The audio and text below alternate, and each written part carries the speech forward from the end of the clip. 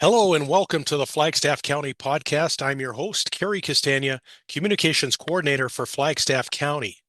From a rural airstrip in Flagstaff County to the cockpit of a commercial airliner, today's guest proves that big dreams can take off from small places. We're joined by someone who grew up just outside of Sedgewick, started his aviation journey through Flagstaff Regional Airport, and is now flying commercially for WestJet. It's a powerful example of what's possible and one we hope will inspire the next generation of dreamers, doers, and future pilots in our region. Aaron Forster, welcome to the podcast. Hey there, Cary. Thanks. Great to be here.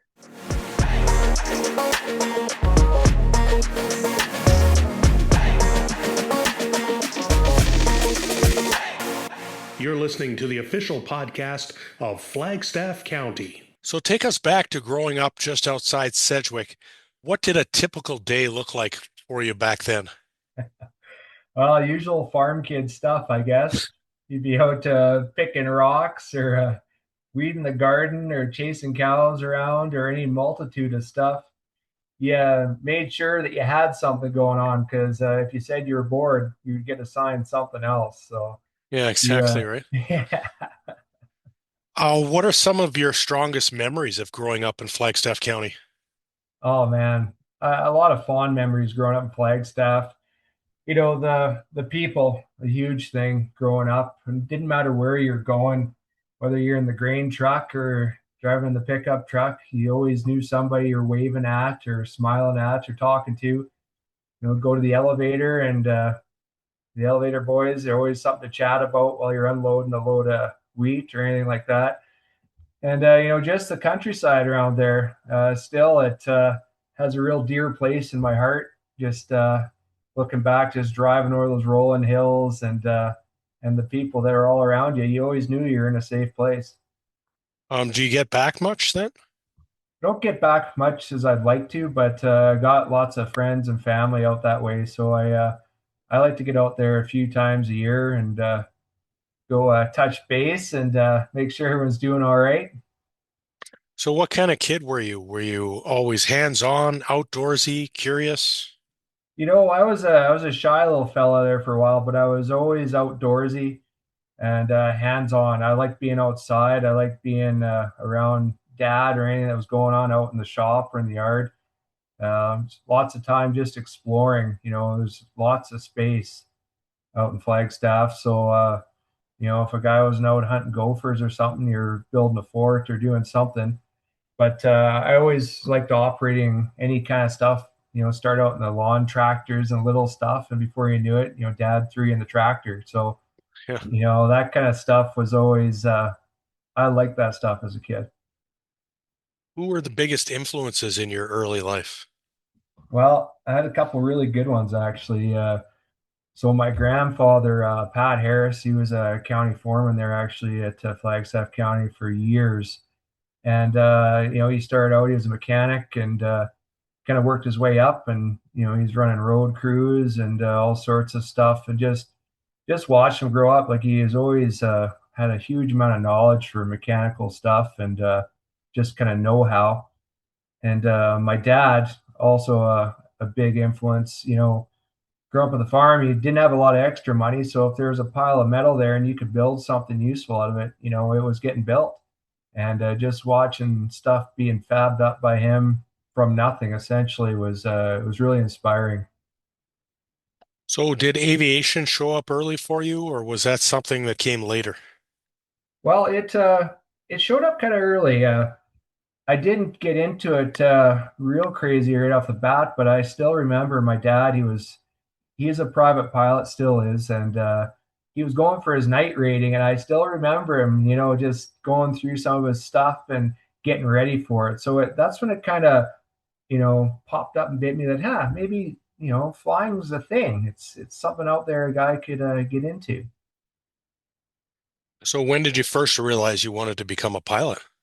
Kind of had to fast forward a bit. Then it was just kind of, it was something that was out there, but Yeah. it actually didn't really take hold till my early 20s when I realized that I could actually probably actually do this. and actually have the means and maybe the time to do it. So was there like a specific moment where that really clicked for you?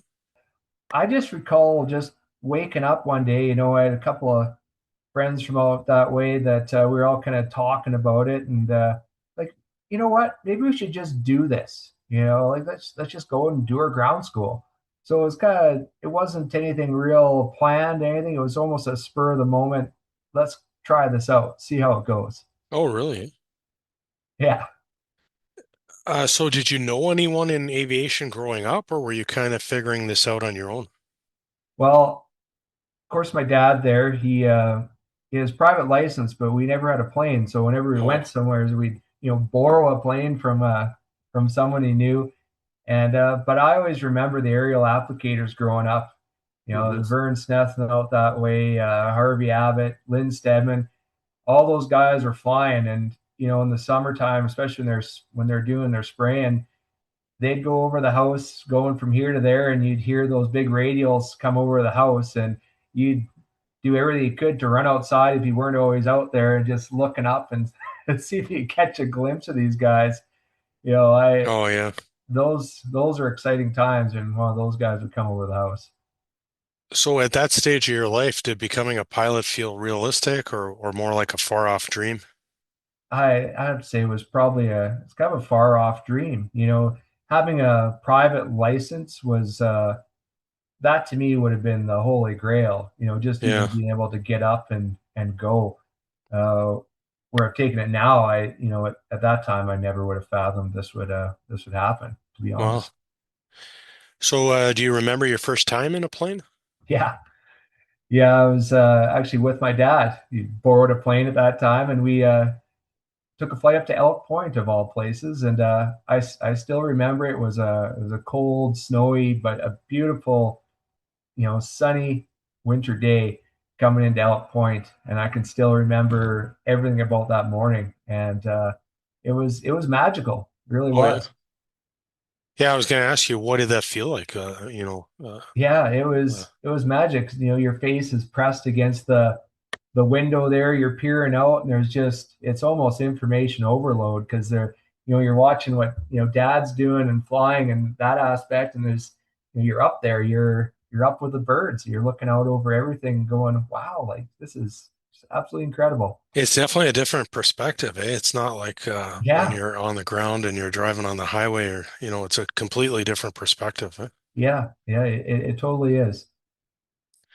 So you actually worked to get your private pilot's license out of Flagstaff Regional Airport. So how did that work and what was that experience like for you? Well, it was great flying out of a small airport. There's lots of awesome people. There's always people around, that kind of come out, check up on you, see what's going on. And everyone, Flagstaff Regional is very passionate about aviation, which is fantastic. So, you'd run into somebody, oh yeah, how's your training going? Or, there's always dialogue and encouragement. So that aspect was fantastic. Um, the worst part probably was the satellite school aspect of it, because you're kind of at the whim of someone that was coming from elsewhere to teach you. So that Hmm. made it a little bit more difficult at times. But just being able to fly in a small town airport, you're not waiting for taxi clearances. You're not waiting on the ground for all these things. You get up, you go, and you concentrate totally on flying and learning the aircraft and everything about it, as opposed to worrying about radio work as much. If you're flying out of a bigger center like Springbank, huge amount Hmm. of training there out of Calgary, and it's I've talked to guys that've done training there, and they spend a good portion of their training just sitting on the ground waiting. Oh, You know, wow. there's So, there's none of that in Flagstaff Regional. no, that's the beauty of having wide open spaces, eh? Yeah, absolutely. So, and did you have access to a plane at that point or? Not at that point. Oh, so Not quite yet. that Made it would a have made little it tougher. difficult too, eh? Yeah, they were bringing down they had their own aircraft there. Uh, I went through a number of different operators, because they'd started satellite school, then they'd kind of disappear, and another one would come along. So that was tough. So you're always learning new people and not necessarily new aircraft, but just different ways of doing certain things. But for quite a while there, eventually, Dad did get a small airplane because he really wanted to continue flying, Yeah. and that did help a lot. Towards the end, I was able to do a bit more time building in that. Oh, for But sure. Yeah, you yeah, gotta, like as they say, you gotta get your reps in. You gotta have your time. You gotta have your time in the plane, right? There's no other way to develop. yeah, absolutely. So how did learning to fly locally shape your journey? It taught me a lot. It gave me a bit more they call it stick and rudder type feel to things, especially once I learned to fly off of grass airstrips. Like I was getting all sorts of experiences, guys that were stuck in the city places doing their training weren't getting. Lots of low level flying. You'd go out, try and find your friends out combining, navigating by rivers and roads and just building time. And one single short strip, you have to learn how to fly crosswinds. You have to learn how to fly with adverse weather and do a lot of weather planning because we're not we don't have any kind of weather station or anything like that. So you're looking at the charts, you're figuring out what to expect from the weather, and so I found that it was really beneficial, you know, being out in Sedgewick and being able to do that. Hmm. It was it helped a lot. It's stuff that stuck with me my whole career. Yeah, it worked for you. Yeah. So, do you remember your first solo flight? I think they would be lying if they said they didn't remember it unless they were unconscious for it. But wow, what a day! Like Oh yeah, my palms still get a little sweaty thinking about it. It was because it's it all was you, right? I mean, it's yeah, just yeah. It's you. If you don't get back, man, that's your problem. that's So on you. Yeah. it's on you. So there's huge responsibilities here, and you're nervous and excited, and your adrenaline's pumping, and you just you want to dot your i's and cross your t's. But yeah, absolutely. Oh man, it was just invigorating. You land and you hop out of that thing, you're just kind of vibrating, and you just can't believe it, and then you just can't wait to get back up again. Oh yeah, I bet. Yeah. So, so do you remember what was going through your mind in that moment? Like as soon as you took off and you're up there all by yourself. Yeah, I want to keep my language, Yeah, clean for you here, but there was a lot of like, holy crap, like this is you, buddy, yeah, and only you, that's a pretty and cool experience. Yeah, yeah, you're ultra focused, and you just know it's like you're taking off, and that's that. It's only you bringing it back. So yeah. you know You it fall is, back on your training, right? And you just fall yeah, back on yeah, all the absolutely. preparation you've done to that point. Yeah, absolutely. And preparation was everything. The instructors, you know, they were sure that you were going to be okay. They had faith in you to go and do it. Hmm. And you had to have faith in yourself that you're going to just come back around and make it happen. So Would you say it was more excitement or nerves or? I'd say the excitement kind of overrode the nerves. Because if you get too far in the nerves, then you start making mistakes. So Yeah, you have to push that aside and just concentrate on what's important at the time. You have lots of time on the ground to think about, oh man, like that yeah. could have gone horribly wrong. But you have to focus on the task at hand, and then kind of let the emotional part come in late. Yeah, so you mentioned some of the benefits of flying out of Flagstaff. Were there any unique challenges, learning to fly in a rural setting? Yeah, I think that's the satellite schools were the biggest challenge because you Yeah. you weren't always sure if the instructor was going to come back with the plane. So once we kind of got set up, we had some good crews. Who supported you during that time when you kind of had some challenges? So My mom and dad, Brian and Lori, they were awesome. They always I was working, but they always were there to encourage me. if things are looking a little grim, just keep at it, keep going. Like, what are you gonna do? What's the worst that's gonna happen? You quit and then you don't get to see the fruits of your labor. Like, just keep on keeping on. So there, you always had them behind me, which was nice. Well, that's good. Yeah. But did you ever have moments where you doubted yourself or questioned the path? Oh yeah. I'll fast forward a little bit on that question because when I got into jets, I it was a helmet fire. I didn't have a whole heck of a lot of training going into the jet world. It was kind of just after COVID, so it was a lot of online learning at home. On my first jet job with Canadian North, and you do a lot of simulator training. And about a week into that, I was wondering how I even got a private pilot's license. Oh yeah. There's just so much going on, and it's you have to be so much quicker on your feet with a jet compared to any prop driven stuff. It was a challenge for a while, but just like anything, like you just go, okay, well, what are you gonna do? You gonna quit? No way, man. Hmm. And you That just was kind of never an never an option. option for you. No, I guess I'm too stubborn, and Yeah. I want to see everything through to the end. And really, with aviation, it's a passion and maybe borderline addiction in a Hmm. way, but it Oh yeah. becomes everything for you. And yeah, just quitting isn't in the vocabulary. Yeah, maybe we all have that nagging voice sometimes that kind of, questions yourself and, Oh, for sure. introduces some doubt and that kind of thing. Eh? Yeah, it's always there, and You got to yeah, override it somehow. yeah, you meet it head on, and if you have doubts, you have to ask questions, or you hit the books harder. Hmm. Maybe it's something that you've forgotten or something that you should learn. So it forces a lot of self-evaluation, and you have to do that on a daily basis. Yeah, so once you had your private license, what came next? A lot of time building.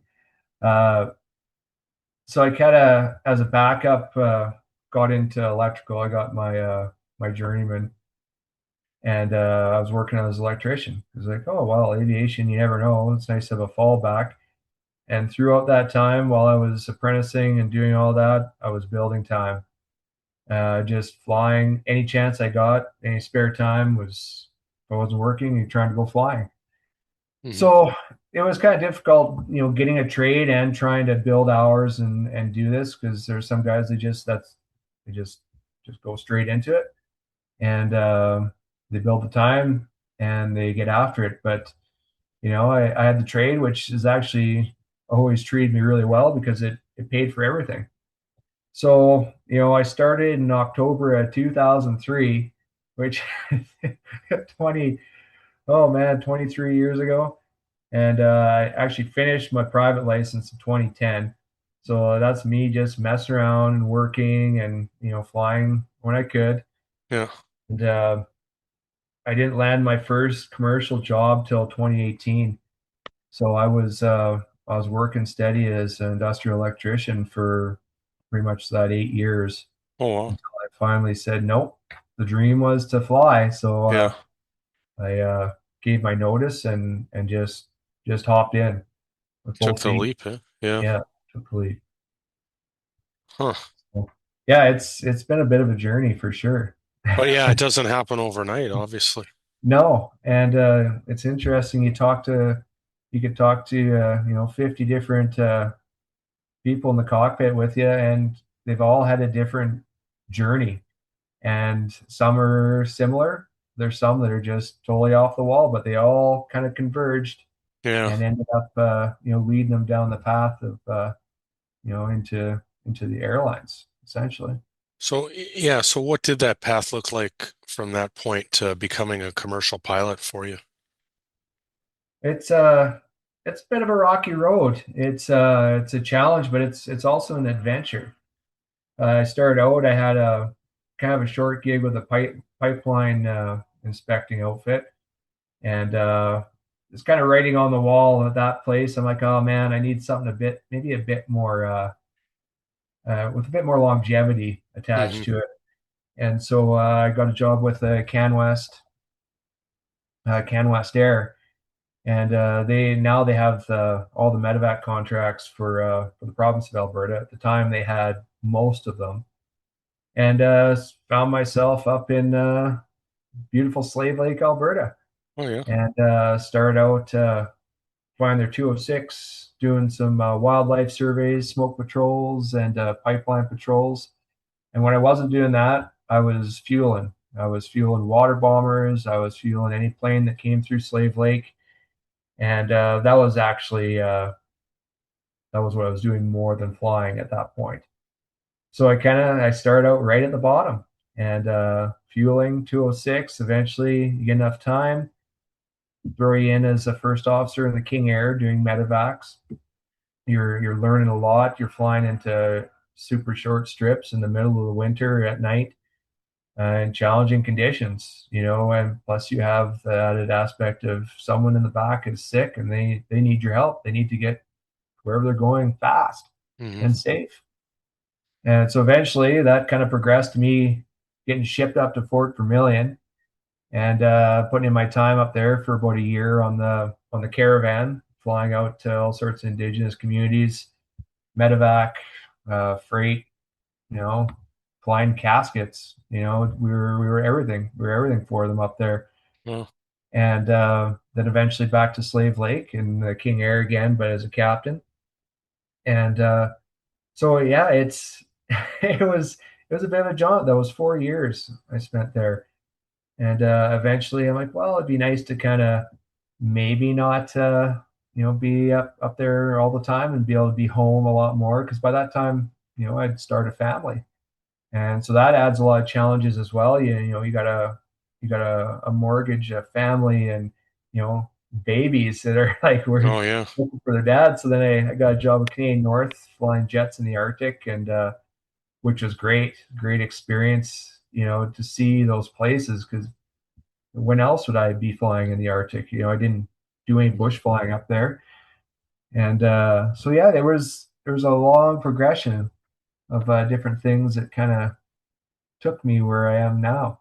Yeah. But it needs to be that way, right? You got to pay your dues and you got to get that experience in all Yeah. sorts of situations, right?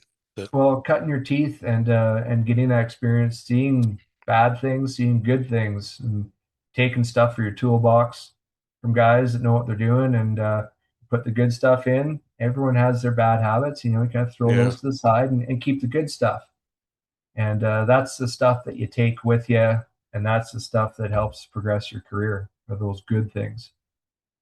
So during that journey, what were some of the biggest hurdles along the way? I think trying to juggle at the point where I had a family, a young family, and my wife and the kiddos were down south here, and I was in Slave Lake, and so just trying to be there, but still trying to do my best as an aviator. Hmm. Showing up every day, you're head in the game, and when you're at work, you're working, and when you're at home, you're making the most of your home time. So I know there's a lot of young fellas. They start out you know right out of high school, and they can go with the flow. It's a bit easier. So that was my biggest hurdle, was just trying to juggle those two things. Yeah. And I got into it a bit later. Like I didn't really get hardcore into my commercial aviation career till I was in my late 30s. Yeah. I run into people all the time that are like, well, I'm pretty old to be doing this, and when they tell me how old they are, I'm like, oh no, you're not. There's there's no such thing. Age is inconsequential. Yeah. When it comes to someone who is motivated and wants to do it. So yeah, just doing this at an older age with a family, that was tough. Yeah, I can imagine that would be quite a balancing act, but Yeah, I think that life experience probably served you well though. it did. Absolutely did. Yeah. Anywhere I went, that work ethic that I learned growing up on the farm in Flagstaff, that served me really well because anywhere you went, aviation in particular, especially if you're not in the airlines are a different breed. Yeah.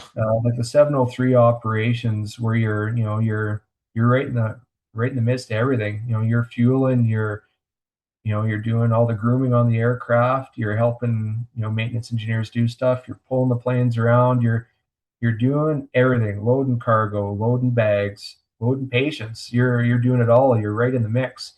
And coming from a farming community and having those skills from those days Mm, was invaluable.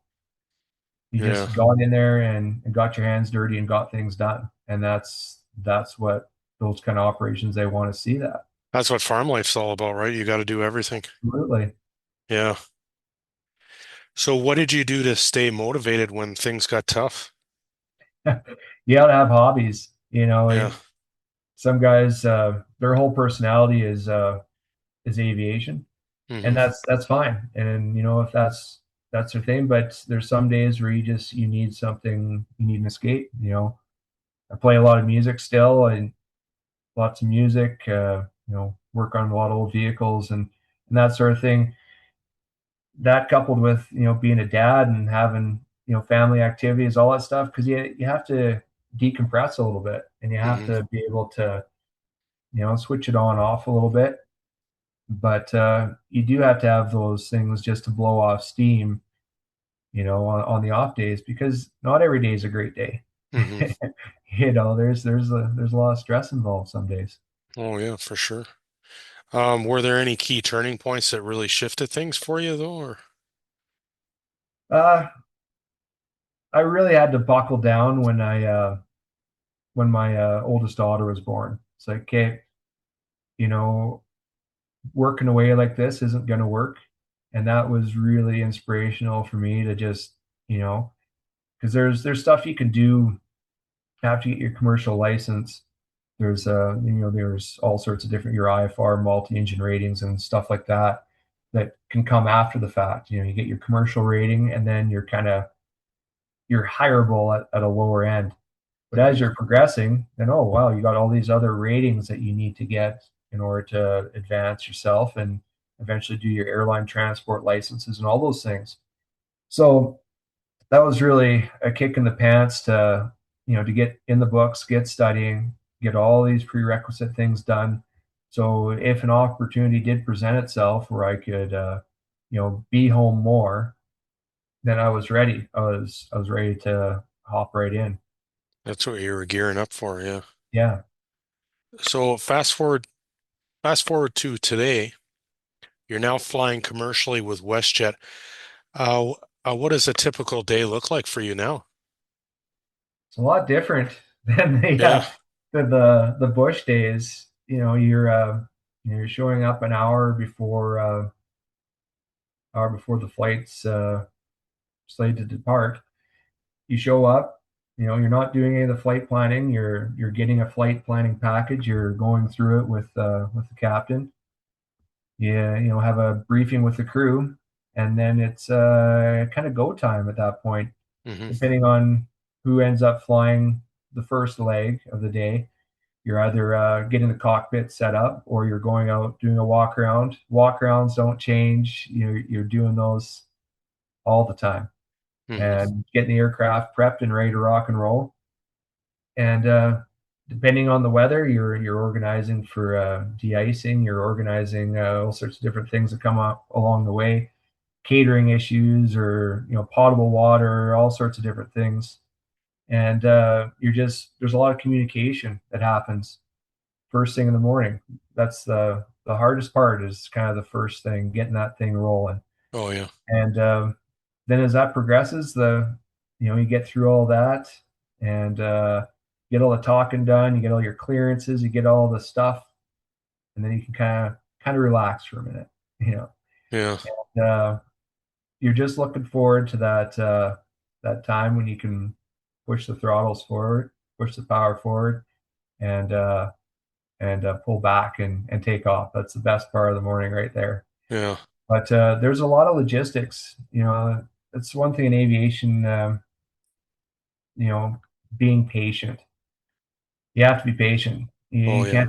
can't be rammy in the morning. The first anytime when you're on the ground, like there's a lot of stuff that can go on, and you have to kind of make sure that everything is in place before those engines ever get fired up.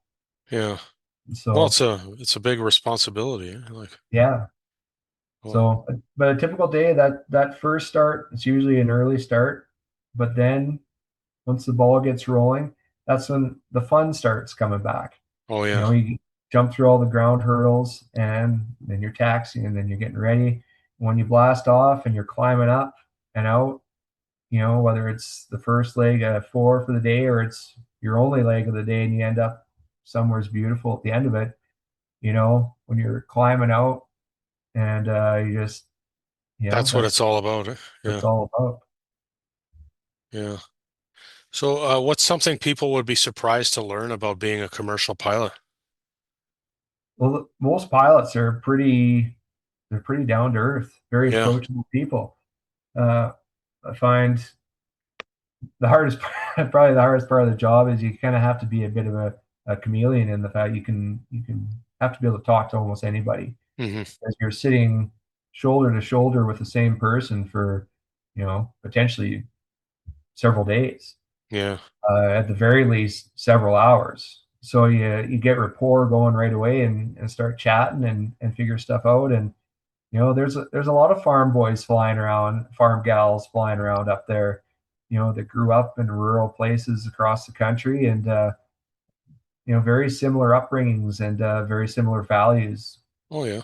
that I have. So some people think that pilots are some maybe otherworldly thing, but we're just regular people that are very easygoing, and we love to chat, and we love to, especially young kids want to come up, check things out when we're on the ground. We encourage it. We love having kiddos come up to check things out, Oh yeah. because it's it'll inspire the next group of pilots. We hope. Hmm. So, what's been one of your most memorable flights so far? I'd have to say, Carrie, the not one in particular. It was there's a few. There's a handful of them, but they're red eyes. I'm not a huge fan, but you know Yeah. what? My most memorable ones are red eyes. You're cutting across the country in the middle of the night up in the flight levels, and the northern lights are going absolutely bananas. Oh yeah. And you're sitting up there, you got the lights turned down, and you're watching this show, and it just feels like you're just suspended Wow.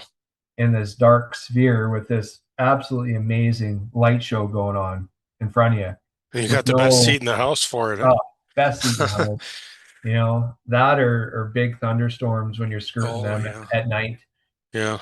massive thunderstorms and the lightning. Like that's just, it's pictures I can't even, you can't even really describe it till you see it right there, right in your face, and you're looking out your side window at these things, and it's just like, wow, like absolutely incredible. That must just blow you away then, eh? Yeah, yeah, it's wild. It's definitely one of the perks. Huh. Do you have a favorite route or destination? Yeah, I'm kind of I love Puerto Vallarta. I do really like flying into the States. It's just challenging airspace. It's really busy. You have to be on your A game. You're doing, if you're around the radios, you're doing a lot of talking. If you're flying, you have to be on your A game because everything is run so tight. But my favorite destination is just going to Puerto Vallarta. You'll get up. It's a one leg day. You get to fly through U.S. airspace, so it's nice and busy, and then you end up in this beautiful seaside town, Yeah. and there's great people there, and great food, and a nice sunny beach, and so kind of it's a funny thing. You start out in Edmonton, it's minus 30, winds blowing, Do you usually and fly out of Edmonton then, or? yeah, Yeah. most all my flights originate in Edmonton. Oh, okay. Whether I start there and go to other places, Yeah. but that's where my days all start. And And, you start out in that, and then you get to this beautiful, it's plus 30 and sunny. And in the past, that my whole day was minus 30 in the snow and the wind, Yeah. and at least end in the sun is a neat. It's just a strange thing, but it's neat. I really enjoy that aspect of it. So how does it feel sitting in that seat, knowing where you started? And do you ever think back to your days at, Flagstaff Regional, or just and then just kind of have to, do you want to almost pinch yourself how far you've come, or Oh, it's I almost get a little misty eyed.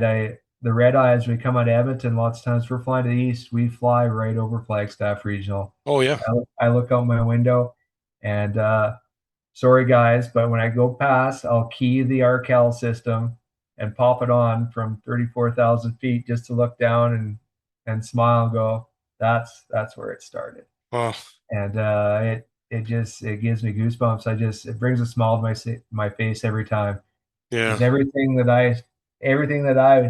I am started right there at well, that spot, that cluster of lights that I can see down below me.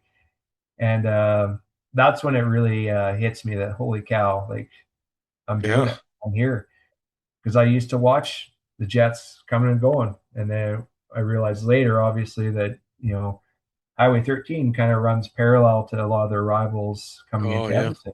yeah, So huh, it's really neat to see it come full circle and look down and go, that's where that was, the seed was right there. yeah, that's incredible. That's awesome. Yeah. So what's the most challenging part of the job? I mean, it's you're responsible for all these people's lives, and it's a big job, and I'm always amazed when I get in a plane, and I'm just like, wow, it's like this big machine gets off the ground. I'm just, it is pretty cool, but is there like challenges from that end, or Yeah, you got to kind of stay grounded and stay with the program. Uh, and that's where the training comes in. Mhm. You do a lot of training, and we got standard operating procedures that are hammered into us from day one. And all those things really help to keep you focused, and to keep the doubt or any of the negative stuff from pushing in, because you can't have that there. It has to be all business. Mhm. So there's times for chit chat up front, where we're just easygoing guys or gals just chatting about anything and everything. And but then there's times where it's like it's all business, and there's no hurt feelings. You see something you don't like, you call it out, Yeah, and you move on. yeah, And anything else, like, you just take it, just another tool for the toolbox. You make mistakes, you learn, you reverse it, and you keep moving forward. So that's kind of that's kind of how you keep everything all together, you know. And it sometimes you do look back. You're sitting back, and you come back to chat with the flight attendants and stretch your legs, and you look back and you see, holy cow, there's there's a lot of people back here. And yeah, sometimes it's easy to sit up front, and you're up there in your little office, and like, yeah, like, wow, there is a lot of responsibility here, and hmm, but there's a lot of professionalism, especially once you get to the airlines. I've met a lot of professional pilots in everywhere I've worked, hmm, but because the uh, the costs are so high, and the margin for error is so low, like, you do have to be a professional at the end of the yeah, day. for sure, yeah, yeah, well said. Because I've heard a lot about I mean, the maintenance of the planes. I mean, you're safer in the air than sometimes on the highway with, vehicles that are poorly maintained, or, trucks Yeah, that aren't up to speed on some things. So, yeah, I mean, there's some stringent guidelines, and there has to be with aviation, but yeah, yeah, it's absolutely. it's it's pretty remarkable, a remarkable occupation, I guess. Eh? Yeah, well, it's funny that any of it actually that we ever get off the ground. Some days there's just so many things that are happening behind the scenes. You mentioned maintenance, and there's an incredible group of people maintaining these things as well. And all these things have to happen at one time to get that thing off the ground, to get everyone where they're going. Yeah. And you know, any sense of anything not being right, we're stopping. We're going to stop. We're going to figure it out. And if that's the worst part, when the people were trying to get to where they want to go, when they get inconvenienced, because we do care. All of us, we do want everyone to have a good flight and get where they're going, and see their loved ones or whatever they have to be doing. And the hardest call sometimes is saying, "Hey, we can't do it because something isn't safe, something isn't right." Hmm. And a lot of people maybe don't realize that. You know, we all have families and want to get home too. So Oh if yeah, yeah, anyone wants to get home, we want to get home. yeah. Do you look at it kind of like it's I guess it's a special thing because man wasn't really meant to fly, right? Like, Yeah. is it like, you know, As long as you don't get too close to the sun and pull an Icarus and have your wings melt off, So it's it's a strange thing. I've yeah, talked to both helicopter pilots and like rotary wing guys and fixed wing guys. I think the rotary wing guys have more of a realization of we're not meant to fly because there's millions of little intricate pieces spinning in opposite directions that yeah, yeah, really are going against lots of aspects of physics. But we're meant to glide, so yeah, but you get up there and it's you just become a part of it, and yeah, you feel like you're supposed to be there somehow. It's yeah, for sure. interesting. So we've talked about the challenging part of the job. On the flip side, what are some of the most rewarding parts?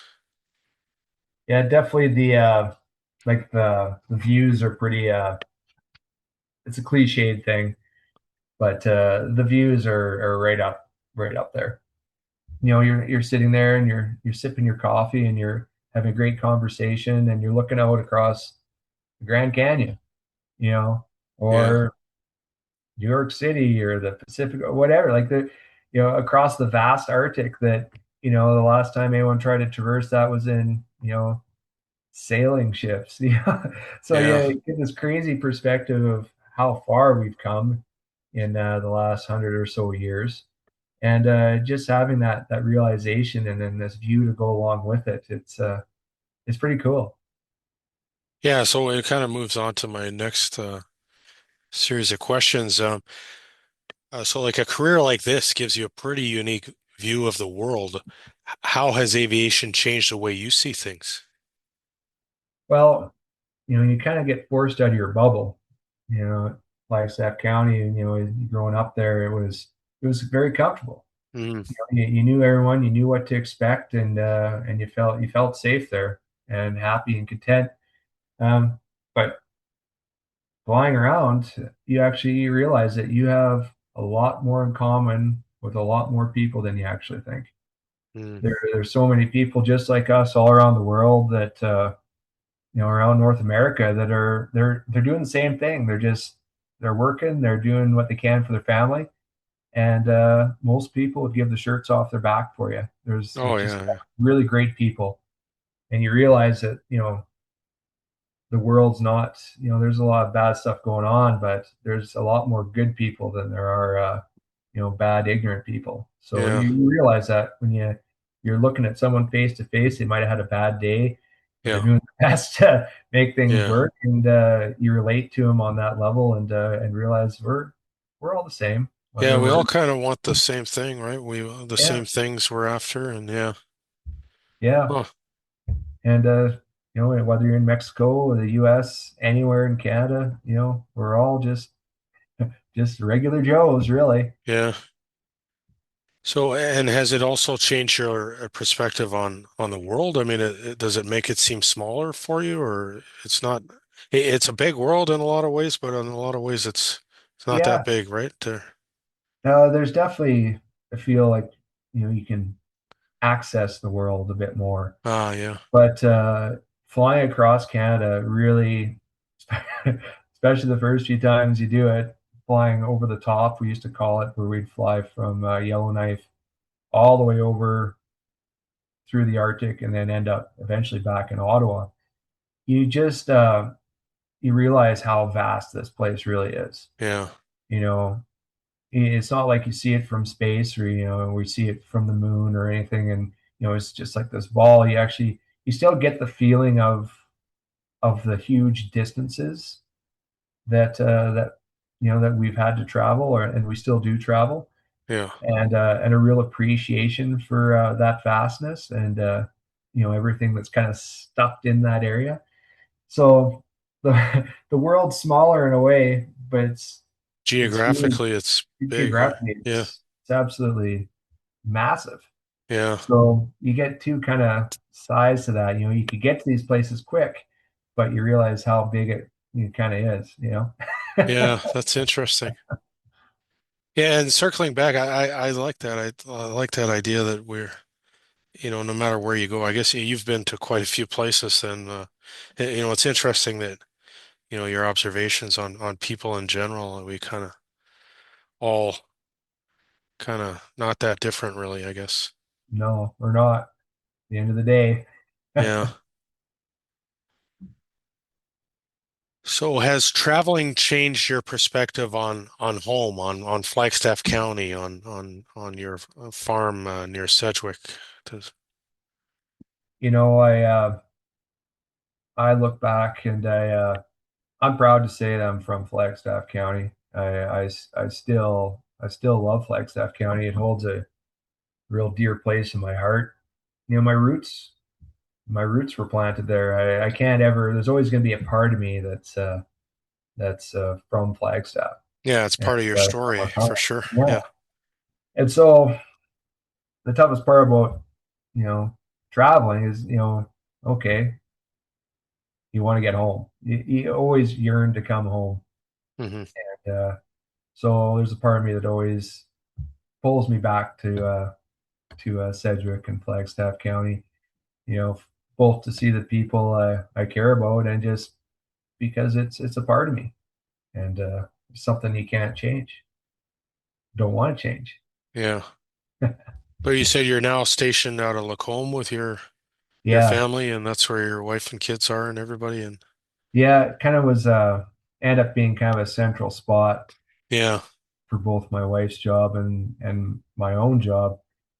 And that's a tough thing, as far as I could probably. I know a guy from Alliance that he's flying for Canadian North. He still farms down at Alliance, and he makes it work. A jet job work, Oh well. and he has to do a bit of driving, but he makes it Yeah. work. You know, but it's if I get back to Flagstaff, I probably would. Yeah. But yeah, So it's yeah, I mean it'll always be home. It's always going to be part of your formative years. Eh? yeah, absolutely. So, what skills or values from growing up here in Flagstaff County still show up in your life today? That we talked about strong work ethic a bunch of times, and that was huge. Yeah. That and being able to communicate, being a social person, or just being able to talk to anyone in the community. Both those things have been very beneficial down the road here, especially aviation. You need to be able to communicate. You need to be able to talk to anybody. Hmm. Whether you want to talk to them or not, you have to be able to do it, and you have to do it effectively enough that you understand what's going on.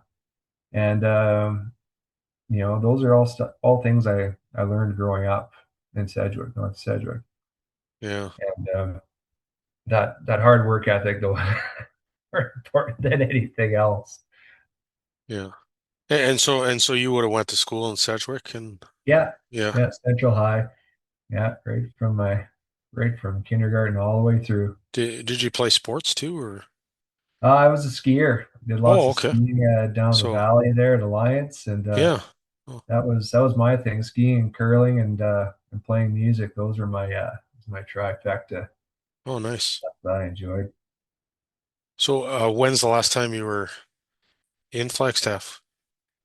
Oh, not It's been- too long ago. It's oh, maybe a month or so. Oh, okay. You know, Oh, so it's that's, hasn't been too long at all. yeah. I still go out. I got like I said, friends and family, so I try and do my rounds out there fairly regularly. So, but every time I go back, I know if something else has changed. Oh, that bush is gone, or that old Huh. house is fallen down into the dirt, and Yeah. But so and so it is. does it seem that much different, or is it kind of the same as when you were growing up, or? There's stuff definitely that's changed. Uh, the one thing that stayed the same and actually has been thriving, and I'm happy to see it, is Flagstaff Regional itself. You know, the passion of the folks that are flying out of there, and you know the heart that that creates for the community is hard to beat. Hmm. Um, I talked to a few of the guys from they're in the club there, and you know it's awesome. It's great to see. You know, they're putting on good events. You know, Copa for Kids, Oh, and yeah. there's always Shelly's got fresh cookies out there. You know, and there's always they always got something kind of going on. Yeah. And, guys that are just like to go out and drink coffee and talk about flying from time to time, and Hmm. that's it's a great thing to have because there's a lot of little airports around there that aren't there anymore because they didn't have that heart. And so I always like to see that. And anytime I fly over, it looks like there's a new hangar that's popped up in the meantime. So Yeah. it's always great to see. Yeah. This is such a powerful story for young people in our region. What would you say to a kid in Flagstaff who dreams of becoming a pilot? Get after it.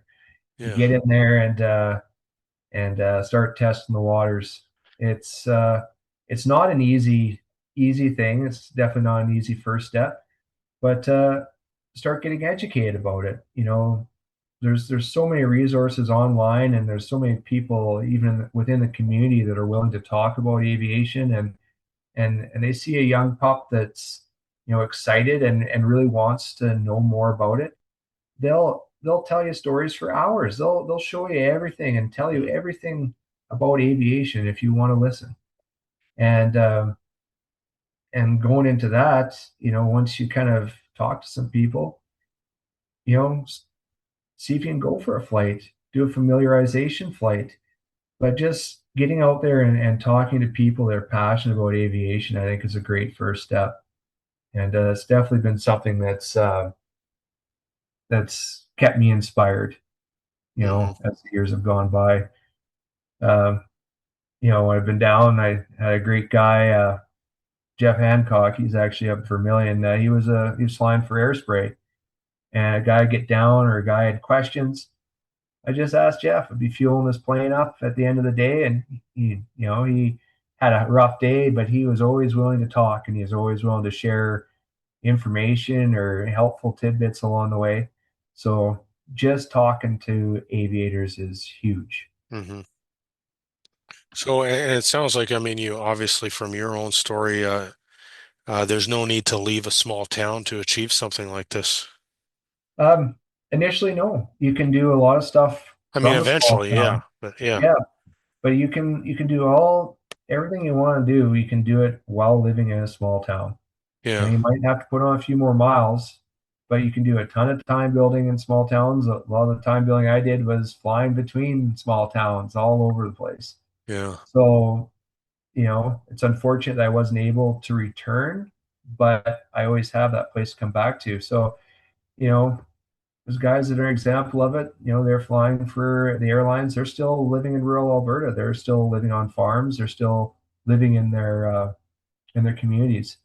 So you may have some tough years when you're building time. You'll have to leave for a while, but Hmm. you can always come back. You can always make something happen, or at least you know keep that keep that connection alive. So, what's one thing you wish you knew when you were starting out? Oh man, that's a tough one. I guess I kind of knew it, but maybe I took it for granted. Is to just buckle down a lot sooner Oh yeah, and maybe plow through the hours. And I've heard it mentioned before, and I did it initially when I was kind of learning to fly.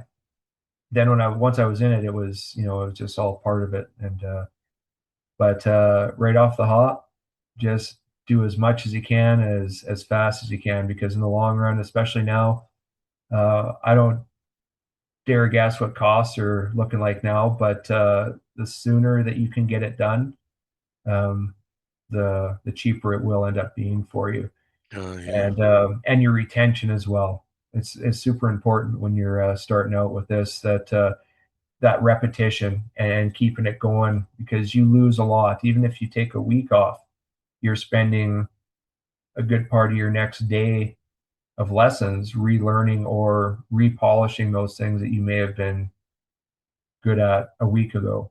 But just not having that, repetition day after day, you do lose things. It does take a bit longer to regain those things again. So yeah. yeah, just once you're in it, commit and push as hard as you can. Just go all in. Absolutely. So, if someone is listening right now and thinking maybe I want to do that, what are the first steps? Yeah, the first steps definitely go talk to some of the guys at the flying club. There's guys and gals out there. Copa for Kids is always a great opportunity to go flying at no real cost to you and just to experience it. There's lots of stuff online that a person can get into, but just talking face to face with someone who's flown, and they don't have to be a commercial aviator. They don't have to be. They could be an old fellow with a private license that's been flying since the 70s. It doesn't matter. Just talking to someone who's passionate about airplanes is the key, Hmm. and that's all that's needed to sow the seed in a lot of cases. And that would definitely help me out, kind of just getting the fire going. And once it's going, I'm telling you, it kind of takes over, and Oh yeah. the rest is up to you. Well, yeah, and that's why that Discover Aviation, yeah, it was formerly Copa for Kids, but Oh, it's yeah, that's fantastic. coming up. Yeah, April 25th this year. I think it's already full. Oh, that's So perfect. yeah, people have to, I guess, email to get on the waiting list. But yeah, that's such a great event for exposing the young ones to aviation, and Yeah, yeah, and I'm really every time I see everyone there at Iron Creek Flying Club, they're man, they go the extra mile to do those types of things for the community, and yeah, it stuff like that truly does inspire the next generation of aviators. And that's a great way to get a taste for aviation. And from my personal experience, I had planes over the years, and lots of times you're flying by yourself. Some young kid wants to hop in. Yeah, absolutely. Like you're flying by yourself. May as well have someone who wants to experience it too. So yeah, you never know. You hang around the airport, someone might just pop in there and say, "Hey, you want to go for a ride?" You know, and there's a lot of great little flight schools that are still kind of going. Lacombe here, General Lee Aviation. I know they do familiarization flights out of Lacombe here, and I'm sure there's other schools that'll do the same thing for a hmm, nominal cost.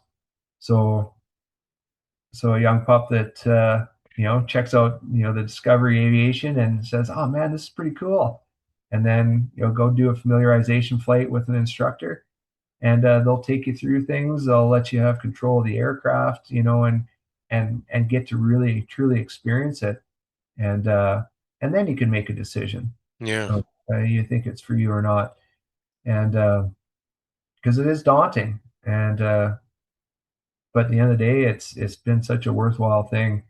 I'd be hard pressed to steer anyone away from it because I still do truly love flying. Hmm. So are there any misconceptions about becoming a pilot that you'd like to clear up?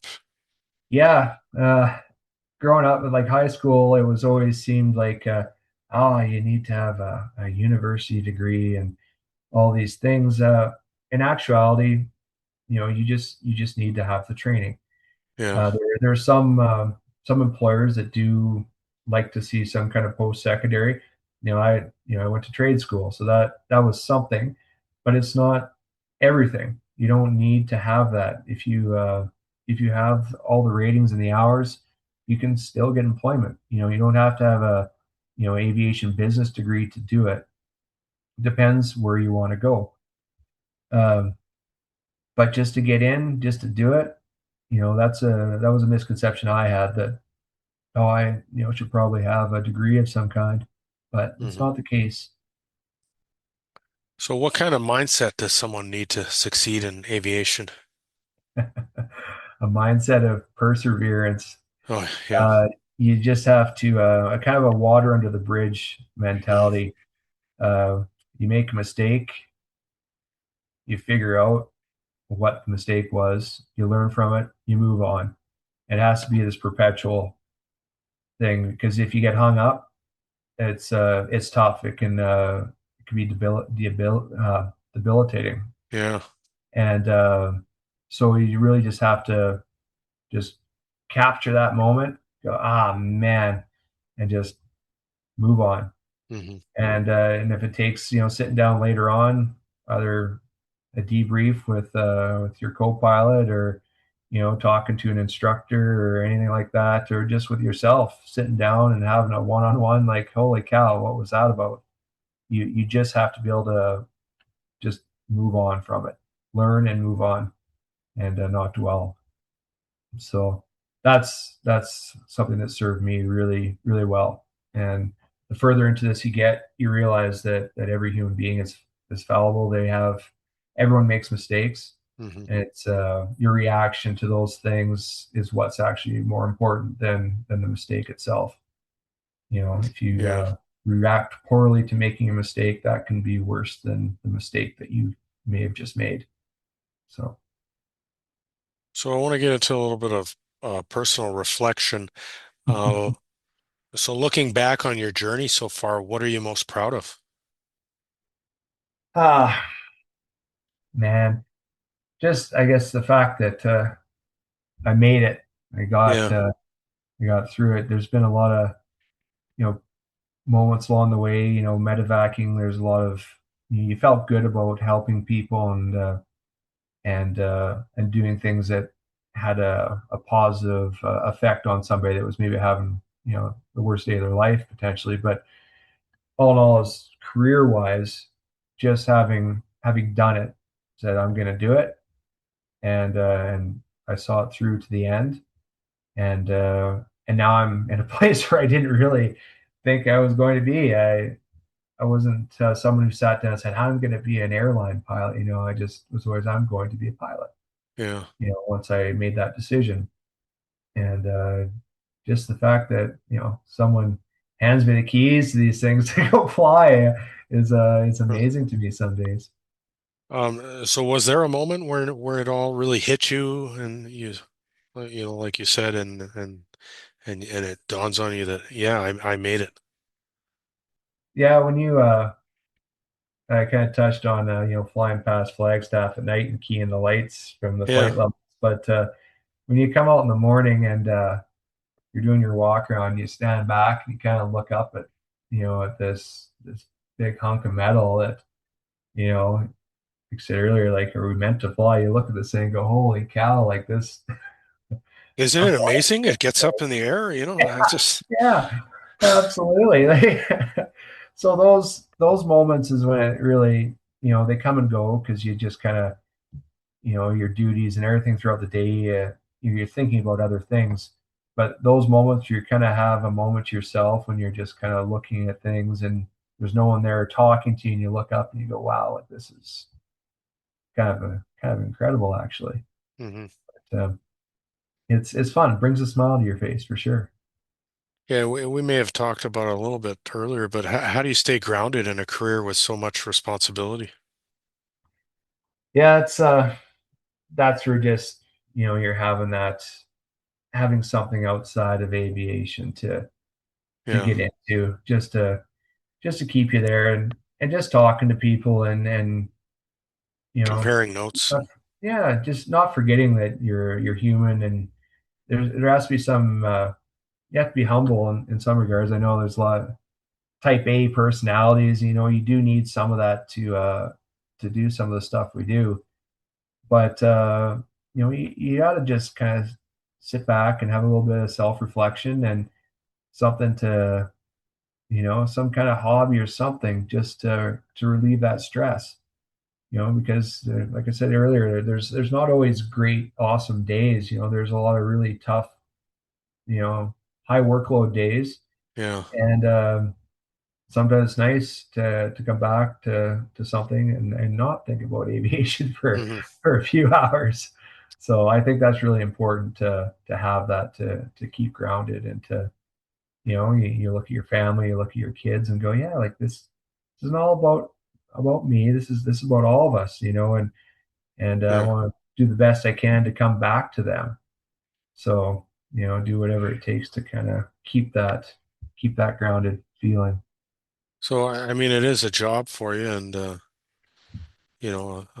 good livelihood, but obviously you remain passionate about flying today. I mean, that hasn't changed, right? Or No. I mean, you still love to, as you said, you take off and get up in the air, and that's what it's all about, right, for you. Yeah. Oh, absolutely. Um, I got an old plane that I borrow from my dad from time to time, the old Silver Bullet, and I'm involved with the Lacombe Flying Club here, and I stay passionate taking those girlies up. My two girls, I take them up and take them flying in this little Cessna 150, and Oh it's yeah, it's small, and but they must love that though, eh? oh, just seeing them giggle and Mhm. laugh, and just that sense of wonderment that you know that I remember, is just that's what keeps me passionate. So I just want to kind of circle back a little bit. Yeah, what does it mean to you to come from Flagstaff County? It's definitely the pride thing. Like, I'm proud to have come from Flagstaff County, and I know there's a ton of great people in Flagstaff, so I always kind of call it the Flagstaff connection. Oh, I've run yeah, into people all over the place. I've run into family and friends in Cancun and in the airport, and someone will yell my name. I look over, I'm like, holy cow, what are you doing here? And oh wow, it's yeah, I don't know what it is. I run into people from Flagstaff all the time, and sometimes the strangest places, and you just look over and like, hey, I know you, yeah. you know, But they're out and of context, so you have to think for a minute. Yeah, where do oh, I know you from? Or yeah, yeah, yeah, exactly. yeah, Well, and for whatever reason, you could be anywhere in this province or elsewhere, and it's just like somehow that connection to Flagstaff always draws us back together. yeah. So, And would you say the community played a role in your journey? oh yeah, for sure. Yeah, it's like I said, I wouldn't be where I am or who I am without the community that raised me, that helped me grow up and helped me learn a lot of the tough lessons about life. So Yeah, it's I wouldn't be sitting here talking to you about this if I didn't have the community I did growing up. yeah. So Flags, oh, Sedgewick, Hill, everyone in I, that county, like I knew people from all across the county, yeah, and definitely definitely a great upbringing. yeah. I do get a sense it's a strong connection to home, eh? Yeah. Yeah. And what would it mean to you if your story inspired someone else from this area to follow a similar path? It'd be awesome. Even if it just got someone interested enough to take their private license, whether they made a career of it or not, just if it inspired someone to experience what I've experienced, it would be just awesome. I Hmm. can't say enough about how awesome that would be. Yeah. All right. Well, we'll wrap up with a couple lighter ones. Window seat or aisle when you're not flying? For me, I got long, gangly legs. Definitely an aisle seat for me. That way I can escape quickly to get my stuff or anything if I have to. If I'm lots of times I'll be deadheading or something, so I like to be able to just get up, grab my stuff, and be ready to rock and roll. So Oh yeah. I'm just then I can stretch the old leg out kind of in the aisle, and the worst is the flight attendants kind of around my shoulders from time to time. But usually, if you're in uniform, they'll give you a nudge or a tap, and just kind of oh yeah, sorry. Yeah. But As so the long as you don't gangly get up guys, too early though, because a lot of times there's like, everybody stands up and then you're like, you still don't get out for 10 minutes or yeah, 15 minutes. no, I don't do that. No way. Yeah. That's that's unbeknownst pet peeve of a lot of airline Oh, I people. bet. Yeah. Like, where are you going? Yeah. You You're not just going anywhere for a few minutes for sure. you're all going to congregate down where all the bags are ending up. So you may as Yeah. well just relax and but yeah, I I, mean, I I myself, I love the window seat. I can, you're a window guy. yeah, but I mean, I don't get to see that view like you do. Yeah, So that's it's, just it. I That little tiny window doesn't quite do it justice. So no, I bet not, eh? No. So what's your favorite airport snack or go-to meal on the road? black coffee and jerky. Oh yeah. Some Yeah, caffeine and protein. yeah, that's those are go-tos for sure. The toughest part, I'm not slinging bags or cargo and stuff around anymore. So if a guy doesn't want to start looking a little pear-shaped, I gotta gotta lay off the sugary sweet snacks as much as possible. Yeah. But you never know where you might end up, so you just throw that stuff in, and there's always dirty black coffee anywhere as we go. So Yeah, that's true. So is there anything else you want to add or something I should be asking you that I'm not? Uh, There is. yeah, you asked a lot of great questions, and I've had a blast chatting about it. I really do want to give a shout out to the Iron Creek Flying Club and everyone there at Flagstaff Regional.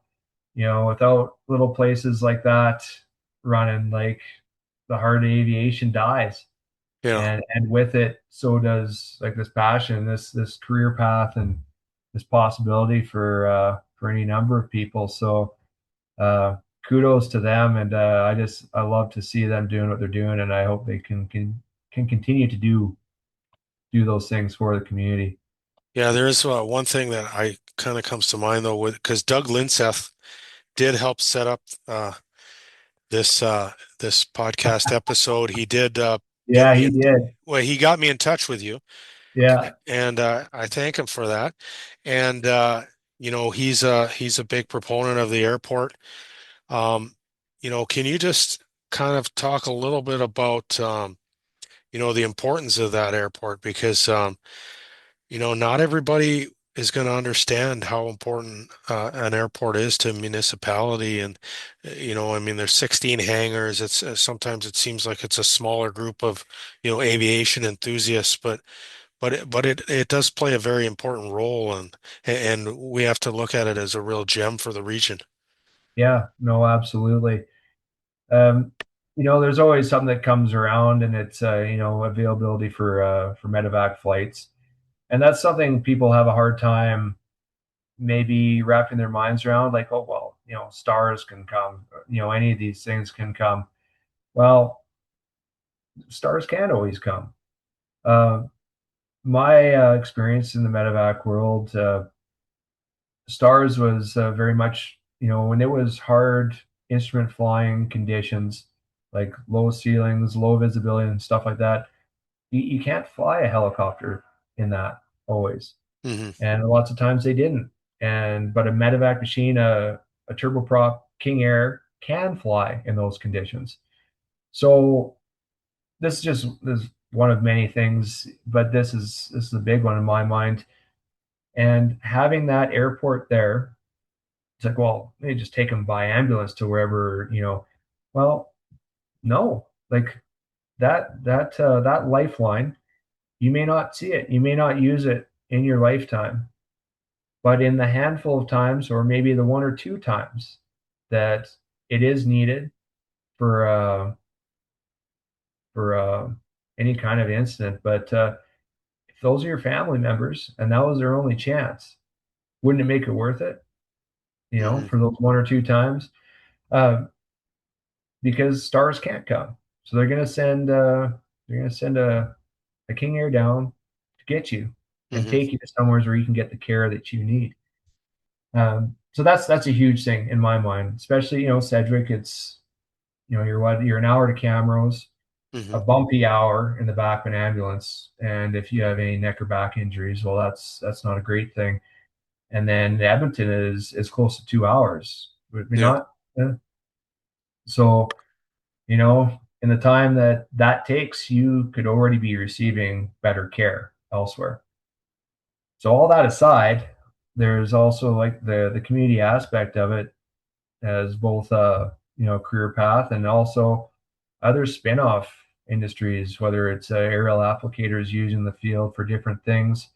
I know there's lots of people that come and go from even places like Hardisty and stuff that they're coming out for the tank farm, or they're coming out to do surveys, or there's a number of people that utilize these small places. I Yeah. know getting fuel, avgas, is becoming more and more difficult. And the less of these small airports that exist with a viable fuel system, that also has a spin-off effect of, all these other aviators, maybe it doesn't bring a lot of people through all the time, but it brings people through and it brings Yeah. awareness. I talk to lots of people, and they know exactly where Flagstaff Regional is because they've stopped there for fuel, you know, and then they've gone into town and do something if they have to, but they all know about it and they all utilize it. Yeah. Um, and as far as, they have great engagement with the flying club, and those guys are more than willing to do whatever it takes to keep the place going. And that community aspect. So you go out there for the Discovery Aviation, like you know, all those people, congregating there. What's different than a bunch of people gathering at an old town hall for a dance or for a Yeah. social, something like. There's things that maybe don't necessarily have monetary value, but definitely create value within the community. Hmm. So yeah, And beyond the community, right? So absolutely, because Flagstaff Regional is well known in the aviation community then in absolutely, in this central Alberta and beyond, right? yeah. So I don't know. It's maybe something that it's easy to glaze over because looking at it, well, oh wow, it's costing us nothing but money, but it is bringing in money, but it's also providing a service to the community. Hmm. You think about a rec center, like sure they're selling, maybe burgers and stuff like that, but like is it a huge revenue generator? Not necessarily, Hmm. but it's bringing people together to play sports and to have that community. And that sense of community, I think, is more important than anything. And whether it's, yeah, small town rink, a small town airport, your local diner, anywhere that people can congregate and share their interests, I think is a beneficial thing for a community. Yeah. Yeah, that's a good point to make. I thought we should talk about that and Doug will be happy that we discussed it. Oh yeah, old Dougie, he'll love that for sure. Yeah. All right, Aaron, I appreciate all your time. Thank you for joining us today and for sharing your story. It's incredible to see someone going from learning to fly right here in Flagstaff County to building a career in commercial aviation, and even more meaningful, knowing that your journey could inspire others to follow their own path. For anyone listening, if you've ever looked up at a plane and wondered what if, well, this is your reminder that big dreams can start right here at home. Thanks for tuning in to the Flagstaff County podcast, where we share stories, information, and conversations that matter to our region. Until next time, stay connected and stay informed. Thanks, Thanks, Aaron. Cary. It's been an absolute pleasure, man. Take care. You take care.